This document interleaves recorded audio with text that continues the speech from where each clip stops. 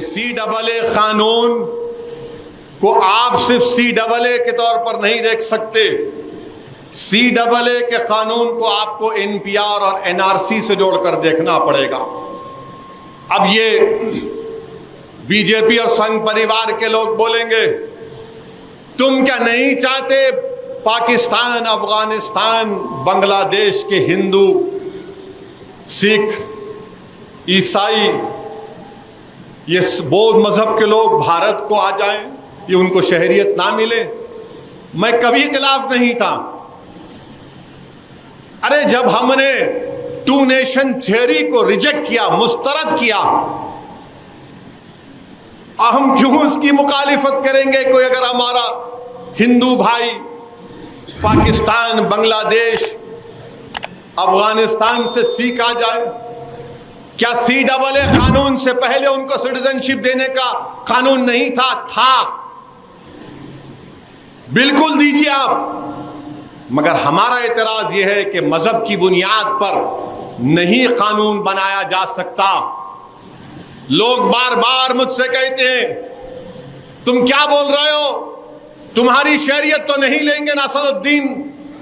मैं उनसे कहता हूं कि CAA का ताल्लुक सिटीजनशिप कानून से है, NPR का ताल्लुक सिटीजनशिप कानून से है, NRC का ताल्लुक सिटीजनशिप कानून से है। और कब से हम लोग मजहब की बुनियाद पर सिटीजनशिप देंगे? मजहब की बुनियाद पर जब सिटीजनशिप दी जा रही है तो मजहब की बुनियाद पर छीनी भी जा सकती है। मजहब की बुनियाद पर जब सिटीजनशिप दी जा रही है तो मजहब की बुनियाद पर छीनी भी जा सकती है ना। वो क्या शेर है कि बिगड़ती है जब जालिम की नीयत, बिगड़ती है जब जालिम की नीयत तो ना कोई तदबीर ना दलील काम में आती है। मजहब की बुनियाद पर सिटीजनशिप दे रहे आप, और कल अगर NPR और NRC कराएंगे, आसाम में समझाने के लिए बोल रहा हूं, और ये RSS के लोग अंधे भक्त हैं, थम्स अप हैं, इनको खाली असदुद्दीन बोलते कि पाकिस्तान, असदुद्दीन बोलते कि जिन्ना याद आता है इनको। यही मक्का मस्जिद थी RSS वालों, यही मक्का मस्जिद थी सन 1857 में। इसी मक्का मस्जिद के इमाम का नाम शेख इस्माइल था। इसी मक्का मस्जिद में रमजान का महीना था। इसी मक्का मस्जिद के इमाम ने खुतबा दिया, नमाज पढ़ाई और पूरे मजमे से कहा कि चलो सुल्तान बाजार जाएंगे, अंग्रेज रेजिडेंसी के खिलाफ ऐलान बगावत करेंगे, इस मुल्क को आजाद कराएंगे। यहां से मजमा गया, वो सुल्तान बाजार के पास जो वुमेन्स कॉलेज है वहां पर गोलियां चली, अंग्रेज गोली चलाए, कई लोग शहीद हुए। मौलवी इस्माइल को रहमतुल्लाह अलैह को गिरफ्तार कर लिया गया। अंडमान निकोबार में जो काला पानी है उसका सबसे पहला कैदी कौन है? बताओ RSS वालों, बताओ।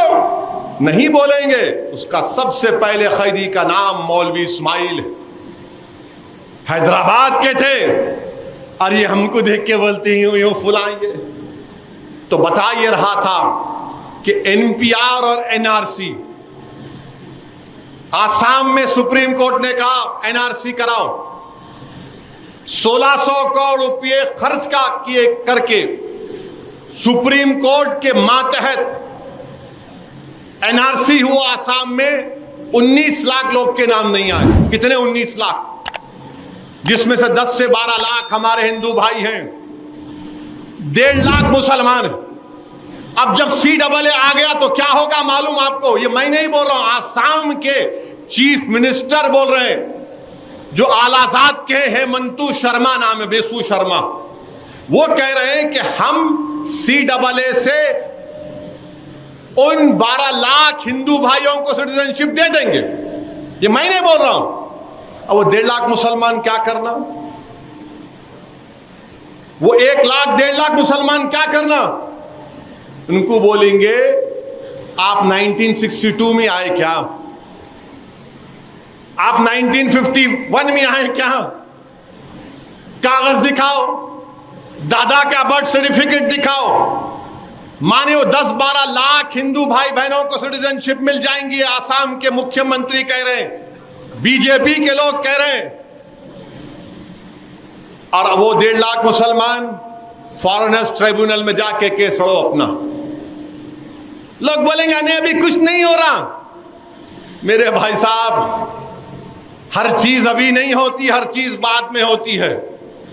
जब एनआरसी होगा, एनपीआर होगा, और अगर कहा जाएगा उसमें उसके रूल से पढ़कर सुना रहा हूं, पॉपुलेशन की एक लिस्ट बनाई जाएगी कि महाजरीन कैंप यहां पर, महाजरीन कैंप में कितने लोगों के घर हैं, नाम आ गए।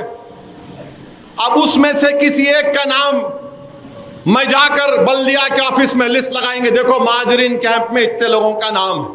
कोई भी जाकर बोल सकता ये जैद बकर भारत का शहरी नहीं है, डाउटफुल सिटीजन बनाए थे आप। उसके बाद उसको ये प्रूफ करना पड़ता कि मैं भारत का शहरी हूं। अब बताओ, ये एनपीआर एनआरसी में नहीं है क्या? अमित शाह ने मेरा नाम लेकर पार्लियामेंट में नहीं कहा ओवैसी जी एनपीआर भी होगा, एनआरसी भी होगा? क्या टीवी के इंटरव्यू अमित शाह ने नहीं कहा एनपीआर एनआरसी? तो इसीलिए हम कह रहे हैं कि बांग्लादेश, पाकिस्तान, अफगानिस्तान से जो लोग आ गए आप बराबर दो उनको, मगर मजहब की बुनियाद पर क्यों? फिर बोलते नहीं इस्लामिक कंट्री है। अरे इस्लामिक कंट्री है तो मैं तो नहीं गया ना इस्लामिक कंट्री को। आपके दादा, मेरे दादा, हमारे परदादा मौलाना अबुल कलाम आजाद, जौहर बरादरान, हुसैन अहमद मदनी, ये तमाम उलेमा तो नहीं गए पाकिस्तान को। क्यों नहीं गए? क्योंकि हम उसको नहीं मानते वो कि इस्लामिक कंट्री है। हम भारत को पसंद करें क्योंकि ख्वाजा अजमेरी की जमीन है, ये सुल्तान हिंद की सरजमीन है। हम बोले यहां पर इस देश का कोई मजहब नहीं होगा, मजहब की बुनियाद पर सिटीजनशिप नहीं दी जाएगी। मगर आप क्या कह रहे हैं आज? नहीं, जो हिंदू है, सिख है, ईसाई है, बौद्ध मजहब का है, उसी को सिटीजनशिप मिलेंगे। मेरे भाई, ये इनकी साजिश है कि हमको हमारे मुल्क में परेशान करके रख दिया जाए। और आपको मालूम 1959 तक कानून नहीं था बर्थ सर्टिफिकेट का।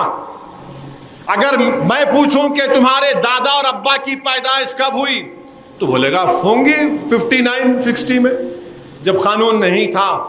पासपोर्ट कितने लोगों के पास है? अगर मैं यहां बोलूंगा हाथ उठाओ, कितने लोगों के पास पासपोर्ट है?